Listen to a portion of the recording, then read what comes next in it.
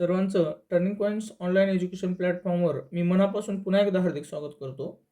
बघा, स्वच्छता निरीक्षक या परीक्षेत जे काही सामान्य ज्ञानचे प्रश्न होते ते परीक्षानिहाय सर्व आपण पाहत आहोत.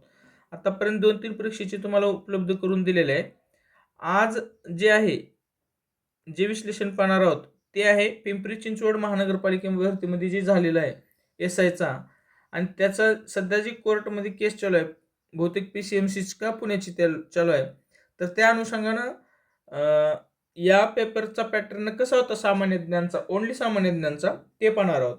नवीन एखादी विद्यार्थी असेल तर त्याने एक लक्षात घ्यायचे आहे की परीक्षेचा पॅटर्न हा 40 15 15 15 15 ओके, हे 4 विषय 15 चौक 60 आणि हे तांत्रिकचा एकच 40, अशा पद्धतीने 100 मार्काचा पेपर असून प्रत्येकी 2 गुण आणि 200 मार्काचा हा पेपर असतो. ओके, लक्षात घ्या, अशा प्रकारचा पेपर पॅटर्न असतो. ओके, पैकी 15 मार्काचा जो GK आहे तो हा अवाढव्य अभ्यासक्रम आहे. आता आणि परीक्षा जर TCS घेणार असेल तर त्याचा पॅटर्न हा आउट ऑफ द बॉक्स कधी वेळेस येत असतो. म्हणजे जसं आपल्याला पाहिजे त्या पद्धतीनं ते पेपर पॅटर्न नसतो, अपेक्षित असतो त्या पद्धतीनं. त्यामुळे GK बद्दल गॅरंटी घ्यायचं नाही की प्रश्न काय येणार आहे, कसा येणार आहे. त्यामुळं सर्वांनी एक ध्यानात घ्यायचे की तुम्हाला नॉन टेक्निकलमध्ये मराठी, इंग्रजी, गणित, बुद्धिमत्ता यामध्ये जेवढं शक्य होईल तेवढं आउट ऑफ मार्क घ्यायचं आहे. आणि GK मध्ये जे आहे ते सगळ्या गोष्टी ध्यानात. चला तर मग आपला जर आजचा जो पोर्शन आहे GKचा ते आपण पाहूया. बघा, पहिला प्रश्न आहे, खालीलपैकी कोणत्या राज्यामध्ये केंद्रशासित प्रदेशात इलाकाई देहाती बँक कार्यरत आहे? आता याचं उत्तर आहे जम्मू काश्मीर. आता हा प्रश्न करंट अफेअर्समध्ये जर वाचला तर नॅशनल लेवलचा प्रश्न आहे. ओके, आणि याचा संबंध आपल्या वाचण्यात महाराष्ट्राच्या तुलनेत हा प्रश्न घ्यायचं कारण काही मला जाणवत नाही. ओके, ठीक आहे, हे अर्थशास्त्राचा एक भाग आहे. अर्थशास्त्राच्या पोर्शनचा विषय केला असता तर तो त्याचा एक अभ्यासक्रमाचा पार्ट असू शकतो. त्यामुळे GKला आपण चॅलेंज कुठं करू शकत नाही. मी म्हणतो, आग्रह करत असतो, GKला तुम्ही जेवढं वाचाल तेवढं कमी आहे. आणि सरळ सेवेमध्ये व्यावहारिकदृष्ट्या जिथं स्कोअर जास्त होतो त्याकडे लक्ष द्या, असं माझं नेहमीच सांगणं असतं. ओके, आता इलाकाई देहाती बँक ह्याचा विचार केला, ही एक प्रादेशिक ग्रामीण बँक आहे, हे एक लक्षात घ्या, प्रादेशिक ग्रामीण बँक आहे.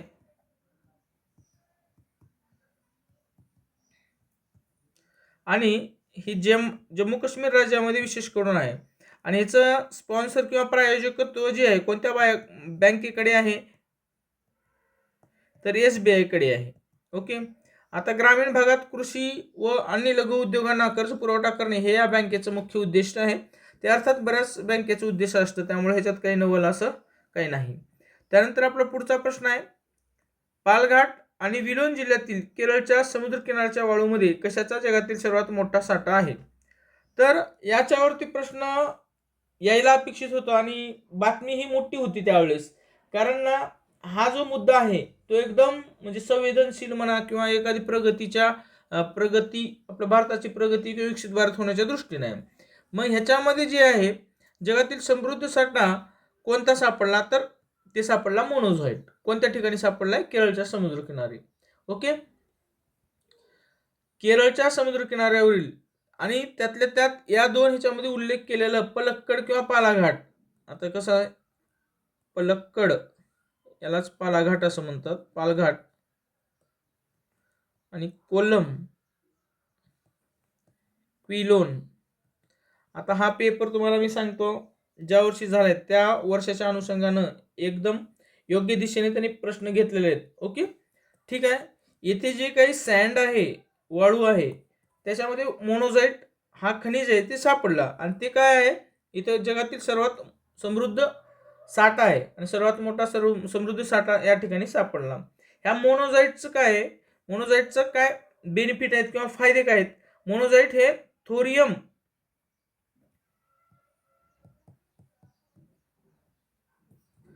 हे जे काही किरणोत्सारी मूलद्रव्य आहे, घटक आहे, किरणोत्सारी घटक आहे, त्याचा वापर भारताच्या अणुऊर्जा कार्यक्रमात होणार आहे. ओके. आणि ह्या थोरियमचं जे मुख्य घटक आहे ते मोनोझाईट आहे. ओके, लक्षात घ्या. आणि भारताची अणुऊर्जा समृद्ध होण्यासाठी याचं एक वेगळं महत्त्व आहे. ओके, समजलं असेल अशी अपेक्षा करतो. आणि कशा प्रकारे तुम्हाला अभ्यास करायचे आहे हे तुमच्या लक्षात आलं पाहिजे. त्यावेळेस टीसीएस पॅटर्नमध्ये जी की कसं विचारतात हे लक्षात घ्या. परीक्षा कुठे गेली हा महत्त्व नाही, परंतु महानगरपालिकेचे तुमचे सर्व पेपर जे आहेत ते फक्त टीसीएस मार्फत होणार आहेत हे तुमच्या माइंडमध्ये फिक्स करून घ्या. ओके, त्यानंतर परीक्षा पॅटर्न समजून घ्या. आणि एमपीसीकडे गेलं तर ह्याच्यापेक्षा सोपे आणि योग्य जे आहेत ते प्रश्न आपल्याला दिसून येतील. टीसीएसचे देखील जी के प्रश्न हे रिपीटेड आहेत, काही टेन्शन नाही. यांचा चालू घडामोडी जो पोर्शन आहे तो मात्र आपल्या डोक्याच्या बाहेर जाण्याचा भाग आहे. आतापर्यंत 3 व्हिडिओ पाहिले आहे तुम्ही, त्या अनुषंगाने तुमच्या समोर दिसत असेल. त्यानंतर आपला तिसऱ्या क्रमांकाचा प्रश्न आहे, जैवतंत्रज्ञान विभागातील हा भारतातील खालीलपैकी कोणत्या मंत्रालयाअंतर्गत येतो? आता ही जैवतंत्रज्ञान विभाग जे आहे कोणत्या मंत्रालयाअंतर्गत येतं असं विचारलेलं आहे, तर विज्ञान आणि तंत्रज्ञान मंत्रालय. हे सोपं आहे, आता इथे चुकायला नाही पाहिजे. डिपार्टमेंट ऑफ बायोटेक्नॉलॉजी, अर्थात टेक्नॉलॉजी म्हणल्यावर सायन्समध्येच आलं. ओके, ह्याची जी आहे स्थापना DBT, department of biotechnology, he science and technology मंत्रालयाच्या अंतर्गत असून ह्याची स्थापना, या विभागाची स्थापना 1986 साली झाली. ओके, आता आपल्यासाठी महत्त्वपूर्ण आहे, कारण ज्यावेळेस एखादी एसआय मध्ये डेव्हलपमेंट होते घनकचरा व्यवस्थापन आणि एखाद्या जल आपलं पाणी आहे त्याच्यावर प्रक्रिया करण्यासाठी संशोधन केलं जातं, त्यावेळेस हे डिपार्टमेंट मोठ्या प्रमाणात योगदान देत असतं. ह्याचा उद्देश काय? भारतात जैवतंत्रज्ञानाचा म्हणजेच अर्थात बायोटेक्नॉलॉजीचं काय करणे, विकास, रिसर्च करणे. आणि रिसर्च तर झालं, डेव्हलपमेंट, विकास वगैरे काय करायचे ते करणे.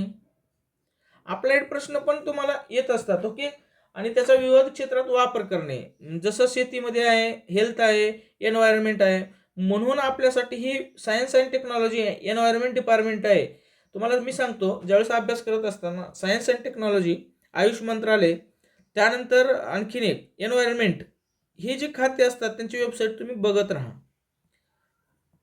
एसआयला एन्व्हायरमेंटवर प्रश्न भरपूर आहेत, हे एवढं तुम्ही पाहत राहणं अपेक्षित आहे आणि खरंच तुम्ही बघत राहा. आता मी फक्त जेवढं पेपर पाहिले त्यामध्ये एन्व्हायरमेंट तुमच्यामध्ये मॅटर करतं, म्हणून मी सांगतोय एन्व्हायरमेंटसाठी तुम्ही विशेष करून लक्ष दिलं किंवा जास्त केलं. मी तर कव्हर केलंय सगळं पुस्तकामध्ये, त्यात काही डाऊट नाही परीक्षेच्या दृष्टीनं. पण मी एन्व्हायरमेंट एक लेक्चर सिरीज देखील बनवणार, कारण जेवढं वाचतोय त्याच्यात भरपूर काही नवीनच उपलब्ध होऊन जाते. बरं, आता ह्याच्या व्यतिरिक्त आणखीन काही पॉईंट सांगायचा प्रयत्न मी करतो. जैवतंत्रज्ञान विभाग आहे, ओके, डिपार्टमेंट ऑफ बायोटेक्नॉलॉजी. आता या अंतर्गत काही महत्त्वाच्या स्वायत्त संस्था असतात, ह्याच्या अंतर्गत जे आहेत संस्था देखील आहेत. ओके, आता ह्या संस्था जे आहेत ह्यांचं योगदान हे एकदम महत्त्वपूर्ण आहे. ओके, ह्या सर्वांचं जे काही पीवायक्यू विश्लेषण आहे, ए टू झेड प्रश्नाचं विश्लेषण जे आहे ते आपल्या मेंटरशिप प्रोग्राममध्ये, जे 299 रुपयामध्ये एसआयचा मेंटरशिप प्रोग्राम आहे, कोणत्या टर्निंग पॉईंट्स ॲपवर आहे ते तुम्हाला डिस्क्रिप्शन बॉक्समध्ये ॲपची लिंक मिळून जाईल. ओके, आता ह्याच्या अंतर्गत काही संस्था आहेत, त्या तुम्हाला मी फक्त 1-2 जे आहेत त्या महत्त्वपूर्ण मी सांगतो, ज्या गरजेच्या आहेत त्या. NII आणि दुसरी आहे CDFD.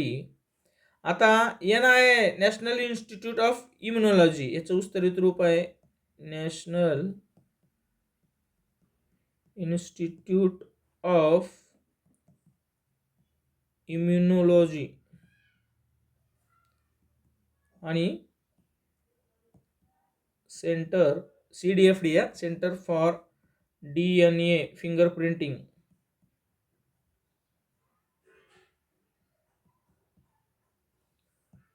And diagnostics.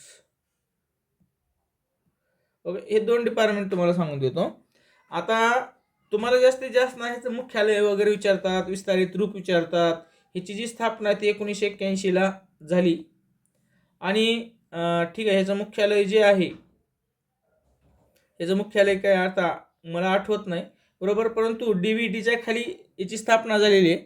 आणि CDFDचं मुख्यालय जे आहे ते हैदराबाद या ठिकाणी आहे.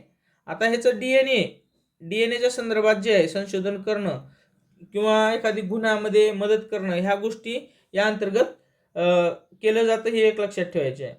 चला, ओके, हे 2-3 महत्त्वाचे आहेत. असं त्याच्या अंतर्गत भरपूर आहेत, जसं NCCS national centre for cell science आहे. त्यानंतर national institute of plant genome research, ह्याचं मुख्यालय जे आहे ते नवी दिल्ली आहे, ते देखील येतं. त्यानंतर नॅशनल ब्रेन रिसर्च सेंटर, याचं मुख्यालय मानसर हरियाणा या ठिकाणी आहे, ते देखील येतं. ओके, आहेत हे तुम्हाला वेबसाईटवर मिळून पण जातील, काही डाऊट नाही. परंतु एक सांगायचा उद्देश आहे की जैव तंत्रज्ञान विभाग, पर्यावरण मंत्रालय, शिक्षण मंत्रालय देखील थोडक्यात, ओके, ते आयुष मंत्रालय, ते देखील तुम्ही अभ्यास करत राहा. त्यानंतर आपल्या 4 नंबरचा प्रश्न क्रमांक आहे, फेब्रुवारी 2023 मध्ये खालीलपैकी कोणत्या कंपनी एआयच्या क्षेत्रातील संशोधकांना मदत करण्यासाठी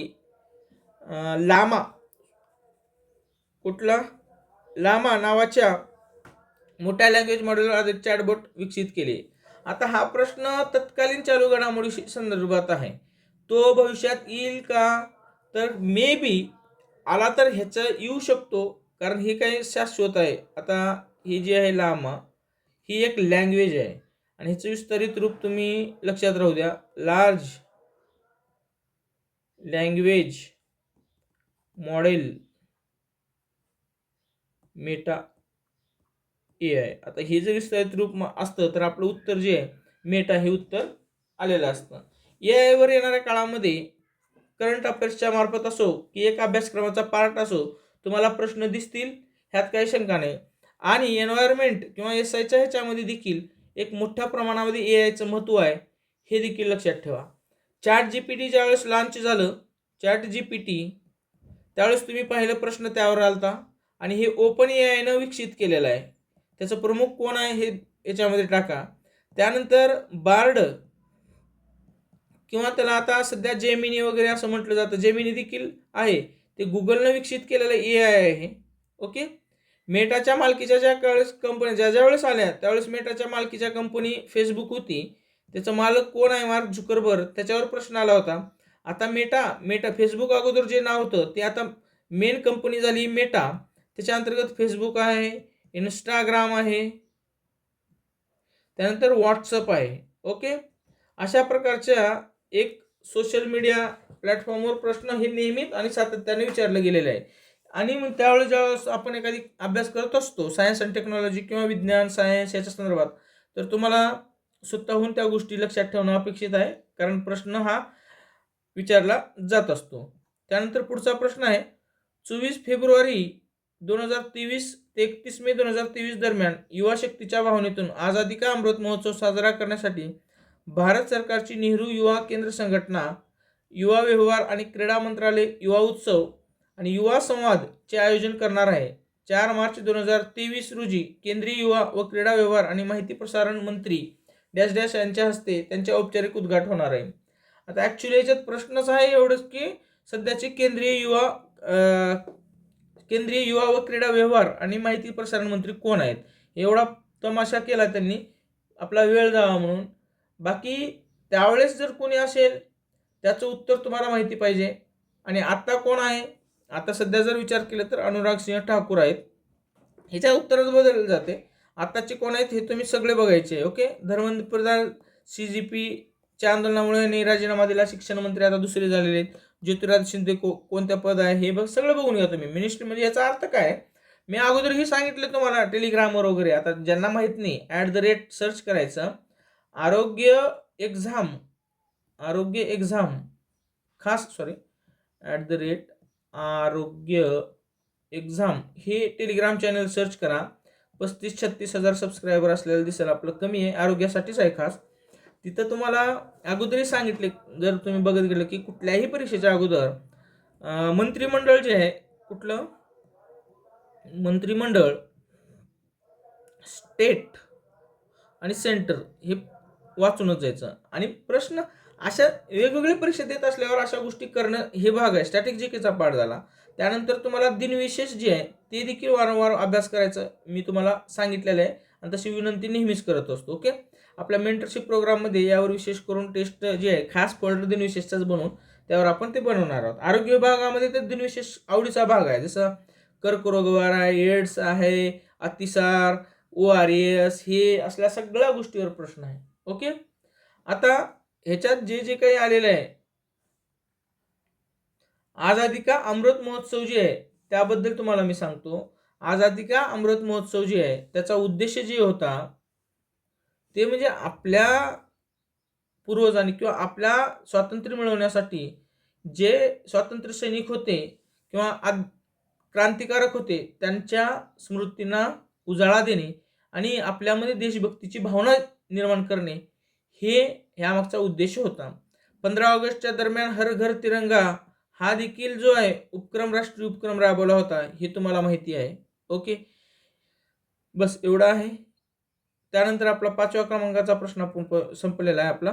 त्यानंतर मेंटरशिप प्रोग्राम. हे बघा, तुम्ही कुठेही जॉईन करणार आहे तर तुम्हाला एकदम 24x7 आवर्स आरोग्य विभागाची भरती आणि 5,000 जे काही असेल टेस्ट आणि रेकॉर्डेड व्हिडिओ ह्याच्यासाठी MPW ANM GNM ह्याची 199 फी आहे ओनली.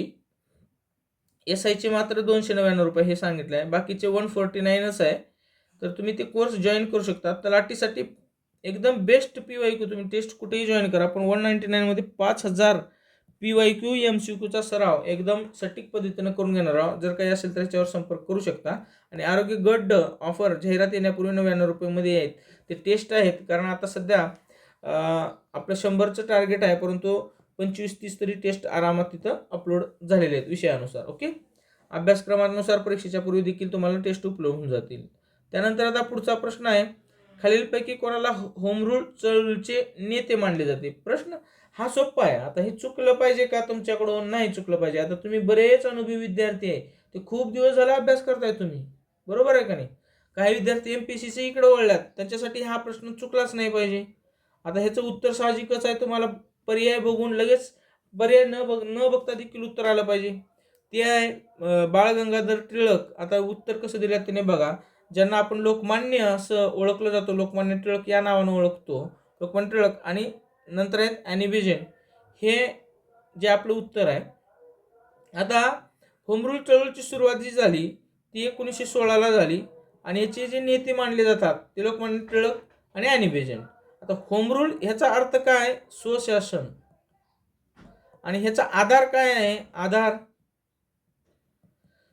आयर्लंड देशामधील आयर्लंड हे. आता ह्याच्यावर प्रश्न आला, ह्याच्यावर प्रश्न आहे, ह्याच्यावर प्रश्न आला, ह्याच्यावर प्रश्न आला, यांच्यावर प्रश्न तर आता तुम्ही बघताय, पण हे सगळं मागचं सांगतो.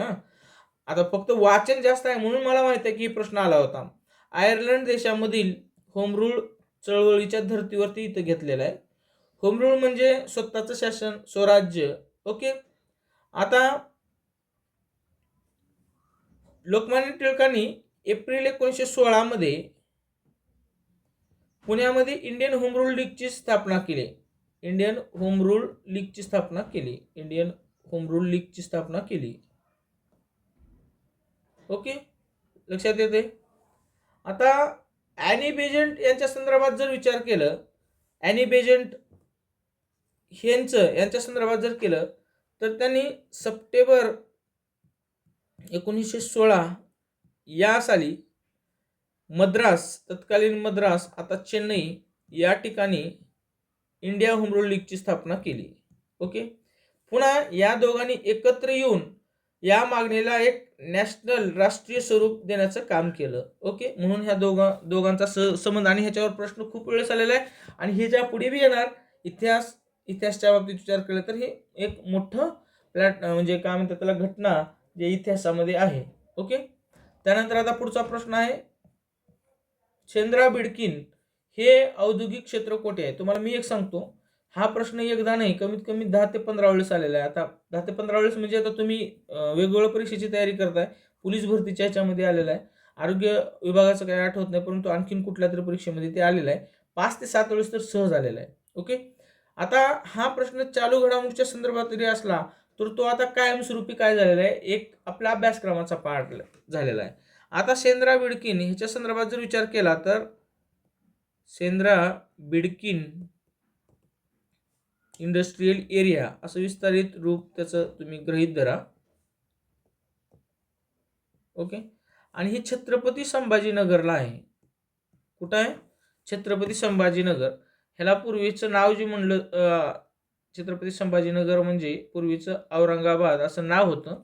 हे त्याच्या जवळपास विकसित करलेलं आहे. ऑरिक यावर प्रश्न आला होता. ऑरिक म्हणजे काय?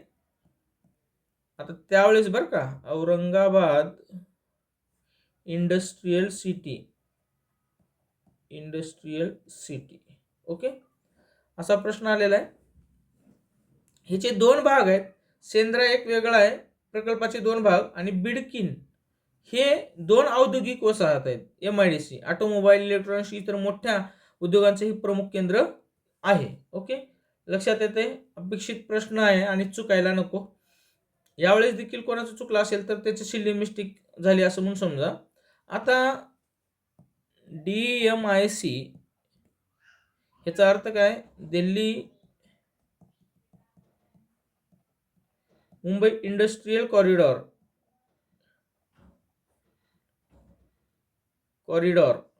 ओके, हा या प्रकल्पाचा एक महत्त्वाचा भाग जो आहे तो वाटत येतं. आणि हे भारतातील पहिले ग्रीनफील्ड स्मार्ट इंडस्ट्रियल सिटी आहे. ओके, भारतातील पहिले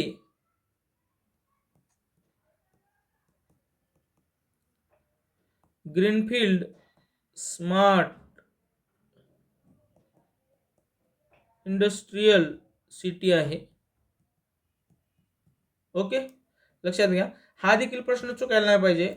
7 प्रश्नापैकी 2 प्रश्न, किंवा आता समजा मी आता परत एकदा बॅक जाऊन तुम्हाला मी समजावून सांगतो की कुठला प्रश्न अवघड होता आणि कुठला आउट ऑफ द बॉक्स होता. हे पिंपरी चिंचवडचा पेपर पाहिला तुम्ही बघा. हा प्रश्न कशा होता, हा तुमच्या वाचण्यात आलेला नसेल तर ठीक आहे, त्याची अपेक्षा करत नाही मी. हे देखील वाचण्यात आलं पाहिजे होतं, कारण खूप चर्चा त्याची झाली होती. उत्तर आलं पाहिजे होतं. जैवतंत्रज्ञान विभाग ह्याचा काय सोपा प्रश्न आहे. ह्याचं विज्ञान आणि तंत्रज्ञान मंत्रालय. त्यानंतर ही जी लांब आहे त्याचं जर विस्तारित रूप माहीत असतं तर हे उत्तर आलं असतं. ह्याला मध्यम कॅटेगरीमध्ये आपण गृहीत धरू. त्यानंतर हे जे डायरेक्ट मिनिस्ट्री विचारलं होतं, त्यामुळे हे देखील प्रश्न सोपा आहे. त्यानंतर होम रूल चळवळ हे देखील प्रश्न सोपा आहे. ओके, म्हणजे आतापर्यंत 7 पैकी एकच प्रश्न सोडला तर तुम्हाला सोपे प्रश्नच होते असं मी गृहीत धरू शकतो किंवा वाचण्यात आलेला आहे. ह्याचं उत्तर महाराष्ट्र आहे. आता एवढं सांगितलं पण उत्तर सांगितलं नाही. त्यानंतर आहे आपला पुढचा प्रश्न 8 क्रमांकाचा. खालीलपैकी कोण पंचायत समित्यांचे पदसिद्ध सचिव असतात? आता एवढा सोपा प्रश्न आहे. म्हणजे तुमच्याकडून अपेक्षा करू शकत नाही मी चुकेल व्हा म्हणून. ओके, याचा अर्थ अर्थात BDO आहे, गट विकास अधिकारी म्हणतात. ह्या BDO पदाची निर्मिती 1952 साली झालेली आहे. ओके, 1952. आणि निर्मिती ही कोणत्या उपक्रमांतर्गत झाली तर समुदाय विकास कार्यक्रम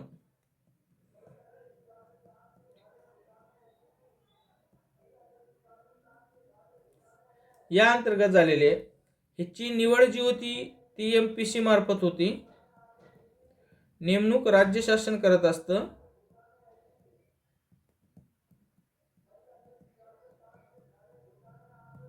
ओके, गट विकास अधिकार यांच्या संदर्भात जिल्हा परिषद व पंचायत समिती अधिनियम 1961 यामधील तरतूद 97 हे ना MPSC मध्ये आलं होतं. पुन्हा एकदा प्रश्न विचारला नाही, कलम विचारलं होतं. त्यानंतर ह्याची नेमणुकीच्या संदर्भात कलम आहे आणि याच्या अंतर्गत कलम 98 जे आहे त्याचे मूलभूत कर्तव्य जे काही कार्य आहेत त्याबद्दल विचारलं होतं. आता गट विकास अधिकारी यांच्या संदर्भात जर विचारलं तर त्यांचं काय आहे, तो कार्यालयाचा प्रमुख असतो, तो पंचायत समितीचा सचिव असतो. ओके, आणि तो एक दुवा असतो कशामध्ये, पंचायत समिती आणि राज्य शासन याच्यामधील दुवा देखील असतो. आणि प्रशासकीय नेतृत्व पंचायत समिती पातळीवर जे आहे प्रशासकीय नेतृत्व म्हणजे तो बॉस असतो त्या ठिकाणी. ओके. गट पातळीवर सर्व राजकीय उपक्रमाचा तो असतो, काय असतो, समन्वयक असतो. गट विकास अधिकारी जे आहेत त्यांच्यावर जे नियंत्रण आहे, नजीकचं नियंत्रण सीईओचं असतं आणि हे प्रशासकीय दृष्ट्या जे असतं नियंत्रण ते सीईओचं असतं आणि सभापती जे असतात पंचायत समितीचे त्यांचं राजकीय नियंत्रण असतं. ओके, लक्षात घ्या. अशा प्रकारे याचं आपलं उत्तर आहे किंवा विश्लेषण आहे. हा प्रश्न सोपा आहे आणि जेवढं मी विश्लेषण सांगितले त्या प्रत्येकावर प्रश्न आहे. खालीलपैकी कोणत्या संस्थेने ग्लोबल मिथेन ट्रॅकर 2022चा अहवाल प्रकाशित केला? हा प्रश्न अवघडच म्हणायला काय अडचण नाही, परंतु जर तुम्ही प्रश्न वाचले व्यवस्थितरित्या तर समजून जाईल. ठीक आहे. Global methane tracker 2022, world council for renewable energy हे उत्तर नाही. युरोपियन रिन्युएबल एनर्जी काउन्सिल हे नाही. इंटरनॅशनल एजन्सी हे उत्तर आहे. इंटरनॅशनल गॅस युनियन हे नाही. आता हा प्रश्न तुमच्या वाचण्यात आलेला नसेल कारण माझ्या बी नाही, परंतु मिथेनवर प्रश्न आलेला आहे. त्यानंतर आता हा प्रश्न अशा मी तुम्हाला सांगतोय की काही प्रश्न असतात की जे आपल्या नजरेत आलेलेच नसतात. फेब्रुवारी 2023 मध्ये कोणत्या देशाने सीई 2020 निम्नतापी इंजिन विकसित केले आणि फ्लाईट एक्सेप्टन्स हॉट चाचणी पूर्ण केली, जी आगामी चंद्र मोहिमेसाठी LVM-3 प्रक्षेपण वाहनाच्या निम्नतापीवरच्या टप्प्यासाठी महत्त्वाचं आहे.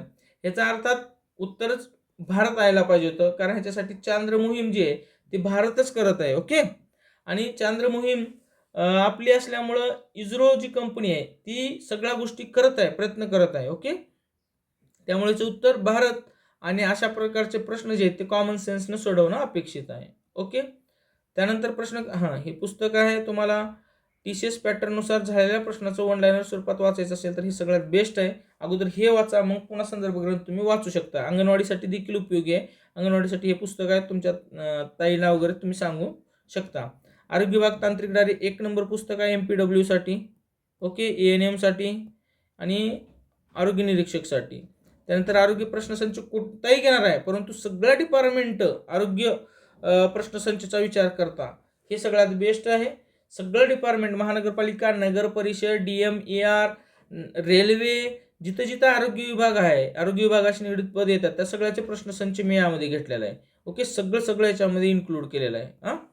त्यानंतर पुढचा प्रश्न आहे आपला 15 नोव्हेंबर 2022 रोजी खालीलपैकी कोणत्या राज्याने जनजाती गौरव दिनानिमित्त आपले पेसा नियम अधिसूचित केले होते, जे ग्रामसभांना वनक्षेत्रातील सर्व साधन संपत्ती संदर्भातील नियम आणि विनियमाबाबतचे निर्णय घेण्याचे अधिकार देतात? याचं उत्तर मध्य प्रदेश आहे. हा एक प्रकारे राष्ट्रीय लेवलचा प्रश्न आहे. हे TCSचं एक आहे किंवा ते महाराष्ट्राचा पेपर कोणाचा घेत आहे हीच त्यांच्या ध्यानात येत नाही. ओके, आता हा प्रश्न नाही असं म्हणू शकत नाही, बरोबर, परंतु त्यांना आपला जसा नॉर्मल महाराष्ट्र शासन MPSCकडे पेपर असतो त्या पद्धतीने ते प्रश्न विचारत नाहीत, ते खूपच वेगळ्या पद्धतीने विचारतात. ठीक आहे, आता तिथं झालं मी म्हणून सांगतोय की इतर 3 विषय चांगलं करा. पेसा याचं विस्तारित रूप लक्षात घ्या, विचारलेलं आहे बरं का.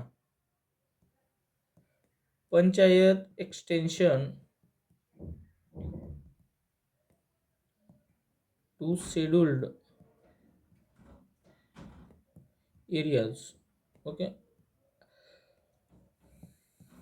ऍक्ट आहे तो कोणत्या वर्षाचा आहे, हे वर्ष लक्षात आहे, 1996. ओके, लक्षात घ्या. जनजाती गौरव याच्या ही एक लक्षात, जनजाती गौरव दिन 15 नोव्हेंबर या दिवशी साजरा केला जातो. ओके, आणि का केला जातो जनजाती गौरव दिन? थोर क्रांतिकारक भगवान बिरसा मुंडा यांची जयंती असते. भगवान बिरसा मुंडा यांची जयंती असते. Okay okay, clear. 11 झाले प्रश्न. आता पुढचा प्रश्न पाहूया. खालीलपैकी कोणता एक ग्राहक उद्योग आहे? हा संकल्पनात्मक प्रश्न आहे किंवा कन्सेप्च्युअल पाहिजे. ग्राहक उद्योग कोणता आहे असं विचारलेला आहे. पेट्रोकेमिकल नाही विचारले, सॉरी, पेट्रोकेमिकल उद्योग नाही. ह्याच्यामध्ये काय ग्राहक आणि ग्राहकाचा संबंध येतो का नाही? साबण डिटर्जंट उद्योग येतो, साबण आपण घेत असतो, साखर घेत असतो, दूध ग्राहक घेत असतं. ह्याचं पेट्रोकेमिकल पेट्रो घेत असतं, परंतु ह्याचा ग्राहक उद्योग म्हणलं जात नाही. ओके. आता हा ग्राहक उद्योग का नाही, हा एक पायाभूत आणि मध्यवर्ती उपयोग आहे. पायाभूत आणि मध्यवर्ती उद्योग आहे. ओके. यात खनिज तेलाचे शुद्धीकरण मिळणाऱ्या कच्च्या तेलावर प्रक्रिया केली जाते. जी कच्चं तेल आहे त्याच्यावर प्रक्रिया केलं जातं आणि प्रक्रिया करून रसायने, प्लास्टिक ग्रॅन्युअल्स, कृत्रिम धागे इत्यादी ते त्याच्यातून तयार केले जातात. परंतु ग्राहक उद्योग हा नाहीये आणि हा माल थेट जो आहे तो ग्राहकापर्यंत पोहोचत नाही. ग्राहकापर्यंत थेट पोहोचत नाही. थेट पोहोचत नाही. कोणापर्यंत? ग्राहकापर्यंत. आता ही म्हणजे ह्याच्या मागचं कारण हे आहे. आता साबण आणि डिटर्जंट एकदा बनवलं की थेट घरातच येतो स्वच्छतेसाठी. साखर थेट स्वयंपाकघरातच जातं. दूध स्वयंपाकघरात जातं, आपल्या पिण्यासाठी वापरलं जातं. म्हणून हे ग्राहक उद्योग, इतर तीनही ग्राहक उद्योग आहेत. ओके. कन्सेप्ट क्लिअर करा. ज्याचा संबंध आपल्या घरापर्यंत येतो त्याला ग्राहक उद्योग अशा प्रकारचं तुम्ही नामविधीन करू शकता किंवा समजून घ्या की कशा पद्धतीने ग्राहक उद्योग म्हटलं जातं. अर्थशास्त्रावर प्रश्न त्यांनी विचारलेला आहे. ओके. परत अर्थशास्त्र दिसते. एकूण परिव्यय ही कशाची बेरीज आहे? सीमांतिक परिव्यय एमसी, एकूण स्थिर परिव्यय टीएफसी, एकूण चल परिव्यय. आता एमसी म्हणजे काय, टीएफसी म्हणजे काय आणि टीव्हीसी म्हणजे काय? टीएफसी म्हणजे टोटल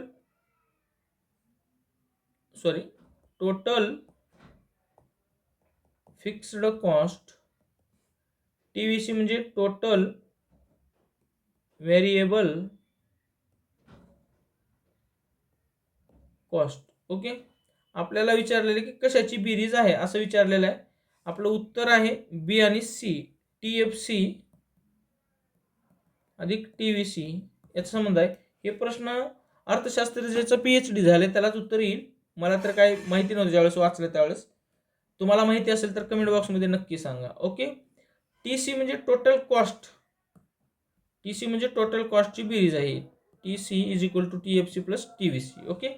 म्हणजे मी सांगतो की तुम्ही मराठी इंग्रजी आउट ऑफच आलं पाहिजे, कारण इथं टीसीएस पॅटर्नमध्ये जीकेला काही जीके 3-4 प्रश्न असे आहेत की ते आउट ऑफ द बॉक्स आहेत आणि काही प्रश्न असे आहेत की एकदम सोपे आहेत. पुढे 14 क्रमांकाचा प्रश्न बघा. इल्बर्ट विधेयक हे प्रश्न आपल्या पुस्तकामध्ये देखील आहे. ठीक आहे. इल्बर्ट विधेयक हा 1983 मध्ये कोणाच्या कार्यकाळात सादर झालेला एक वैधानिक अधिनियम आहे? इल्बर्ट विधेयक का असते सांगतो की भारतीय न्यायाधीशानं ब्रिटिशावर खटला चालवणं किंवा सुनावणी करण्याच्या संदर्भात होता. त्यावेळेस त्यांना वाटलं की हे बा आपला काय आहे, अपमान आहे असं त्याला वाटलं इल्बर्ट विधेयकामुळं.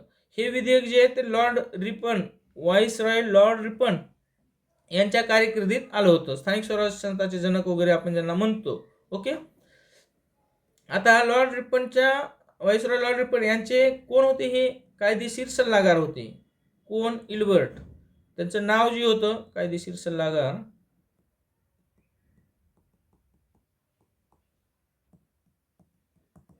सीपी इल्बर्ट हे कायदेशीर सल्लागार होते. ओके. आणि ते जे विधेयक मांडलं होतं भारतातील आणि ब्रिटनमधील युरोपीय नागरिकांना या विधेयकाला तीव्र विरोध केला. कारण एखादी ब्लॅक व्यक्ती गोऱ्या व्यक्तीचा खटला कसं काय, म्हणजे ती सुनावणी कसं काय करू शकतो, हा ह्यांचा मुख्य उद्देश होता. ते इल्बर्ट विधेयक मागे घ्यावं लागलं. ओके. हे लक्षात घ्या. आता परीक्षेच्या दृष्टीने आपल्याला हे प्रश्न सोपा आहे आणि हे आलं बी पाहिजे आणि यापूर्वी येऊन बी गेलेलं आहे. त्यामुळं मागचे जी के वाचल्यानंतर जी के तुमचं टीसीएस पॅटर्न घेणं असो आउट ऑफ मार्क पडतातच, परंतु 3-4 प्रश्न जे असतात करंट अफेअर्स ते त्यांचा ताळमेळच लागत नाही. ओके. आता लॉर्ड रिपन बद्दल लक्षात घ्या. ते father of local self government, भारतातील समजा स्थानिक स्वराज्य संस्थेचे जनक त्यांना म्हटलं जातं. ओके. त्यानंतर वर्नाक्युलर प्रेस ऍक्ट देखील रद्द केला होता त्यांनी बरं का. देशी वृत्तपत्र कायदा एकदम बेस्ट. यांचं काम जे होतं ते एकदम म्हणजे न्यायाचं होतं. ओके. आपला 15 क्रमांकाचा प्रश्न आहे, अराकू व्हॅल्यू हे कोणत्या राज्यातील थंड हवेचं? हे स्टॅटिक जी के माहिती पाहिजे. ओके. उत्तर आहे आंध्र प्रदेश. आता सिक्कीममध्ये मी सिक्कीमला गेलो होतो. अक्षरशः एवढं जबरदस्त सिक्कीम आहे, विचारही करू शकत नाही. अरुणाचल प्रदेशला गेल्यावर तुम्हाला सांगून देतो.